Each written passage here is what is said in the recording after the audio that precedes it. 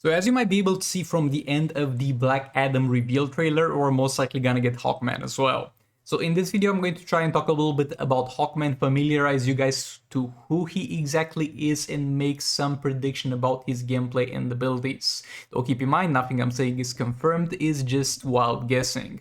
Also, I was not able to find gameplay of this man in any fighting game. The closest thing we got was Lego Hawkman, so we're going to take a look at Hawkgirl gameplay instead while we talk about this, because they are in a way quite similar. Also, the Hawkman gameplay will be from this man here, XGamer744. This man is just playing fighting games and posting the raw gameplay of it, making views, living life. Make sure you subscribe to him if you're interested in that. I'll leave a link to his channel in the description in the pinned comments. So Hawkman, this man is interesting and lame at the same time, so let's get into it. What are his superpowers? First of all, we have the reincarnation. When Hawkman dies, another Hawkman will be born and eventually access the memories of being Hawkman previously. So he's going to get back all the memories, so he's got the experience of multiple lifetimes at his disposal. And what is funny is that the reincarnations are going to differ a bit, and sometimes they're going to differ a lot depending on that reincarnation's specific preferences. For example, at some point there was a Hawkman that had a sniper rifle, so that's quite interesting in that regard, though I don't think we will see any sniper rifles on Hawkman, so chill in that regard. Most likely will be the reincarnation that's going to be in the Black Adam movie.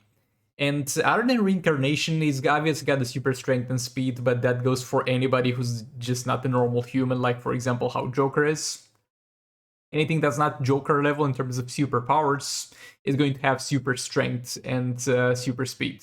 Which that I mean above Joker. So that goes without saying, not too much to go on. Like 80% to 90% of the Injustice Mobile roster do have super strength and super speed.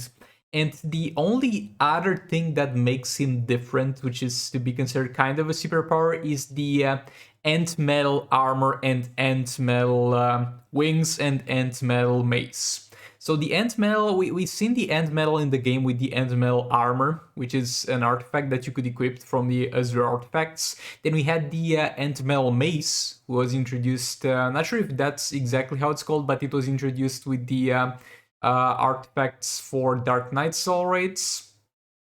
And he's also gonna have Ant Metal on his wings, which is something that makes him very durable, and they specify that it also gives him regenerative powers. Also, he is going to be most likely Might class, because that's the thing that makes the most sense.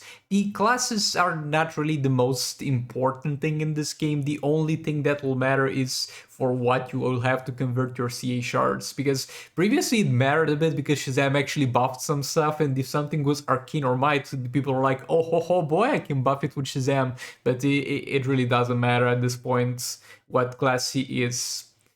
As far as combat, good luck with that. As far as the actual playable character and as far as he works, he hits, as far as his specials go, good luck with that, because you're seeing in the background Hawkgirl gameplay. You might have noticed at this point.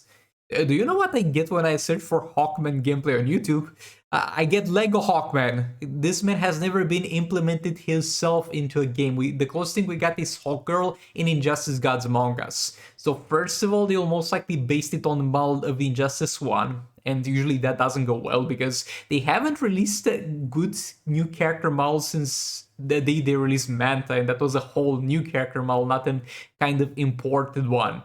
And Zatanna is not really perfect to this day because she still can't tag properly. Most likely she will get that fixed forever with this update, because usually it takes them to update to fully fix a character after they release them with the buggy tag and all that stuff. But we've also had the gender swap from the Kim Flan Sakuman model, where they gave the model and the basic hits to Batwoman the Drowned, and that feels more janky and more slower and less smooth than Kim Flan Sakuman. So good luck with that again. And now we have basically a combination of those two very bad things, which is importing a character model from Injustice Gods Among Us and at the same time gender swapping that specific character model. Unless they come up with a whole new character model that has nothing to do with Injustice 1, it's gonna be bad. And I mean, they should, because they had a long time since the last update. they better work on that character model. They better have been working on that character model, but it's not gonna go well on release. I can almost guarantee that much. As far as abilities go, there's kind of three things to keep in mind. He's got that innate regeneration. Yet again, there's no guarantee that they will keep up with the lore of the characters, but in theory, he's got that innate regeneration, so he might regenerate while in combat. That would be interesting. I don't think we have any character that by default regenerates during combat without having to do anything else, like Ninja Catwoman is kind of doing that, but has to do a special too. Would be interesting if he has some innate regeneration. And other than that, he's got some wings, so maybe some tag and attack. Oh boy, I can't wait for the wings model. Imagine if they put Hawkman in the game without wings, because they are too scared to make a wings model. And I understand that it's hard to make a wings model, and they didn't do it for Golden Armor Runner. Like in the roster, you saw her with wings, and when she gets in game, no wings. So really looking forward to that. And other than that is the Ant-Mel mace, which, let's be honest here, it's pretty simple. It's a mace, right? So if it's a mace, it's going to have something to do with armor, because maces, historically speaking at the very least, were made to crush armor. So it's gonna have one of those modifiers, being armor pierce, armor reduction, and armor sunder. There's also burning that reduces armor, but I don't think it makes too much sense to give him burning. So it will be either armor pierce, armor sunder, or armor reduction. Out of all of this, armor pierce is kind of the weakest to an extent, because it is something that's going to be effective only for one specific thing that has that status, like basic attack hits or specials. If his whole kit is armor pierce, then that's no problem anymore. Armor reduction is going to be good, because once you apply it, it's going to stay there forever. And armor sunder, like, it's arguably between armor reduction and armor sunder, because like on one hand, armor reduction will reduce the defense forever, while armor sunder will not reduce the defense forever, but also disable super shields. But I think it's most definitely going to be something that has something to do with shattering armor, because it's a mace at the end of the day. And as far as how will they make him a good character, again, no guarantee they will, because we know how it went with Hush. But if they want to make him a good character, they have a few options.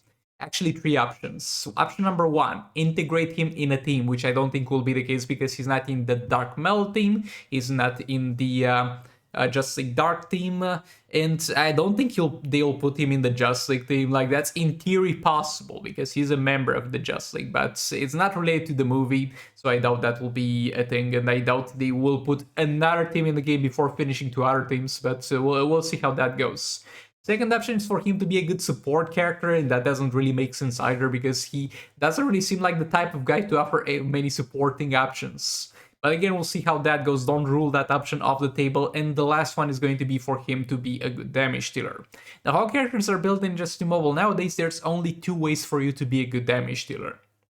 First up, you're going to deal percentage health damage, in which case, yeah, you'll be by default a good damage dealer, though it's getting kind of boring, honestly, to rely on percentage health damage to deal all the damage. And the next one will be stacking debuffs. For example, let's say every time he reduces armor, he'll get a damage increase permanently or something like that. And stacking buffs are going to be great. They're going to be even better for the pay-to-win side of things, because you got stuff like Beta Club, but they're going to be great regardless. And we saw also some new way to get characters to do damage, which is some hazard dot damage. But I doubt he'll deal any hazard dot damage or dot damage, though yet again we'll see how that goes. So this is everything I had to say about Hawkman. Those are my predictions. Let me know in the comments what you think about it. Again, this is all just speculation. Everything in this video might be wrong, or might not be wrong. But yeah, we'll see how that goes. Thanks so much for watching, and I'll see you on the next one. Goodbye!